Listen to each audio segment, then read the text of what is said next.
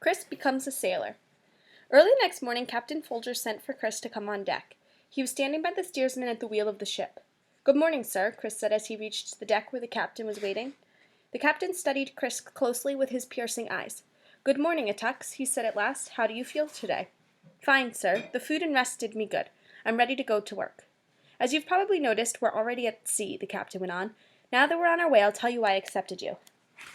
I needed a harpooner." "Do you know what a harpooner does on a whaling vessel?" "Not exactly, sir," Cris admitted. "Few whaling vessels come to Boston." "Well, a harpooner is one of the most important men on a whaler. He handles the harpoon. Do you know what a harpoon is?" "I've seen one, sir. It's a long shaft with a barbed iron point fastened to a rope." "Right, Attucks. A harpooner must throw a harpoon at a whale with such force that the iron point sinks into the whale's body and will not come out.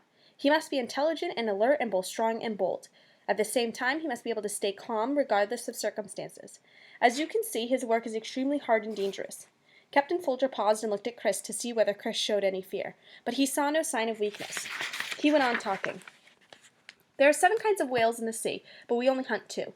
We look for whales that provide whalebone and whales that provide fat for making sperm oil.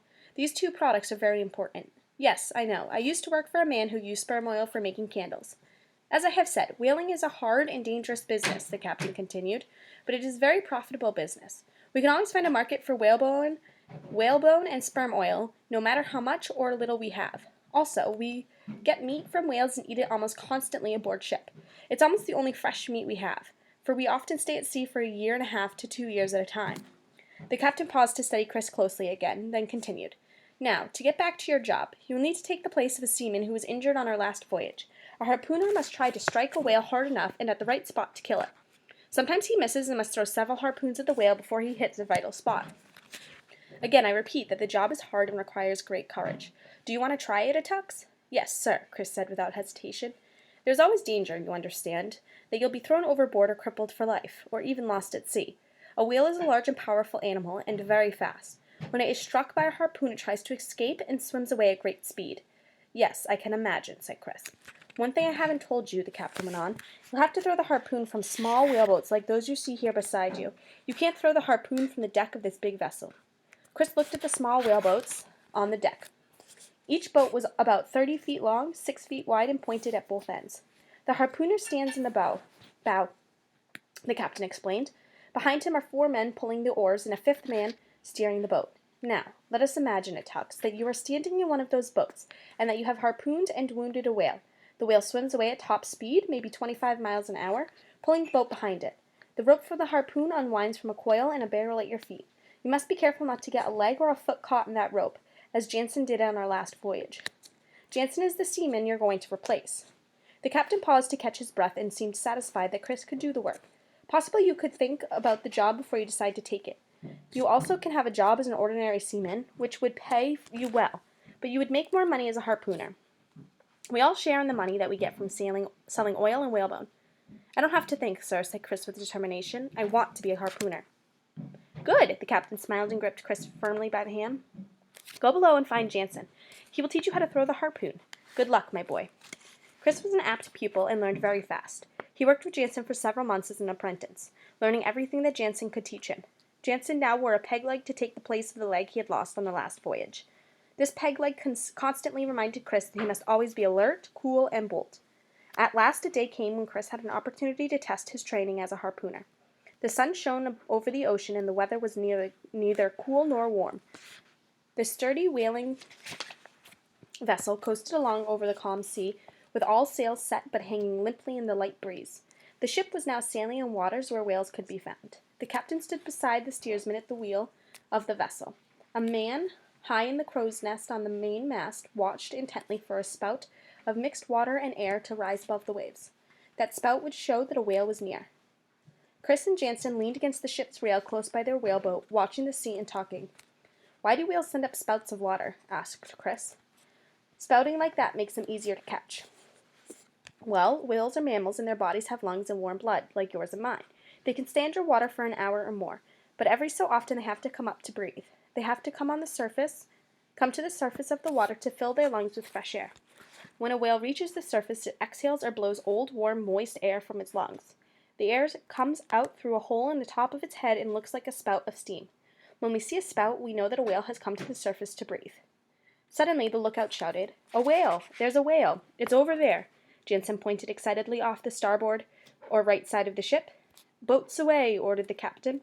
Attucks, Jansen, and their crew jumped quickly into their boat and lowered it to the water. "Bend, men, bend!" Attucks shouted to the oarsmen. The oarsmen pulled at their oars, and their boats sped toward the whale. When the boat approached the whale, the men ceased rowing, and Cris stood up on the bow.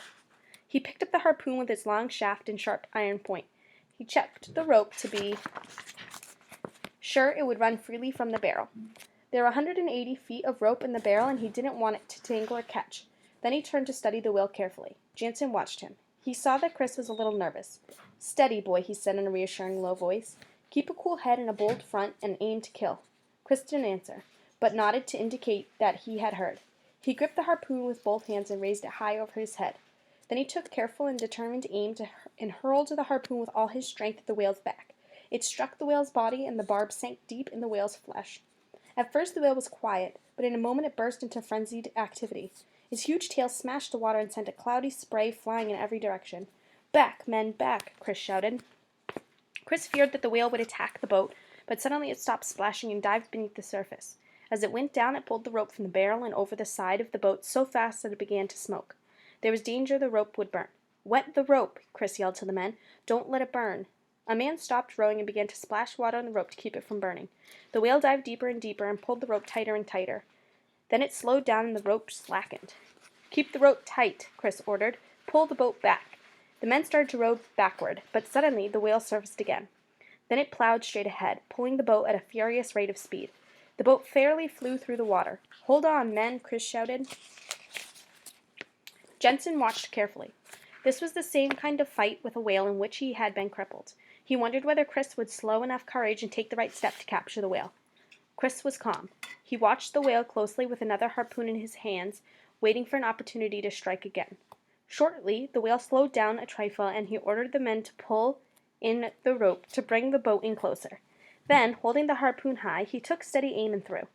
This time, the harpoon hit a vital spot in the whale. The great animal thrashed wildly, but soon began to quiet down. The water about its body became stained with blood. The men in the boat began to cheer. They had been through enough encounters before to know that the whale had been mortally wounded. "Good work, Attucks," Jansen cried. He reached forward and clapped Cris on the shoulder to show that he was greatly pleased. Cris nodded as the others congratulated him, but still kept his eyes on the whale. He knew that a dying whale could be very dangerous. Suddenly, the whale's tail lashed out again and hit the surface of the water. "Pull away," Cris shouted. "Pull the boat away from that tail." The men rowed furiously to move the boat at a safe distance away. The huge tail, flailing the water, could have flattened the boat in an instant. The whale's struggle with death was an awesome sight to behold. At last the struggle weakened and came to a stop. The huge animal was dead. Cris was glad when the ordeal was over. He sighed with relief and pride. The men cheered, and Jansen clapped Cris on the shoulders. "A fine job," he said. "I knew you could do it." The men rowed over to recover the harpoons from the whale. Jansen stuck a flag in the whale's back and signaled the large whaling vessel to come and get the whale. Cris sat down, exhausted. When the mother ship drew close, he climbed aboard wearily. "How do you like it, Attucks?" asked Captain Folger with a smile. "Do you still want to be a harpooner on my ship?" "Yes, sir," was all Cris could say. He was too exhausted to talk. "I'm proud of you," the captain added. "You have what it takes. Now go below and have a good meal." He slapped Cris on the back.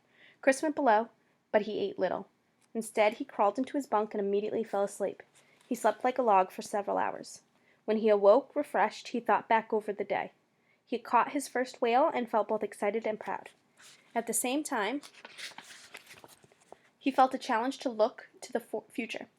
He, Crispus Attucks, runaway slave, would prove himself to be a real man. He would work hard as a harpooner and become the most valuable member of Captain Folger's crew. Cris still could scarcely believe that he was free, no longer a slave. If he was free, he must have a great ambition for the future. He must become a trusted and daring harpooner.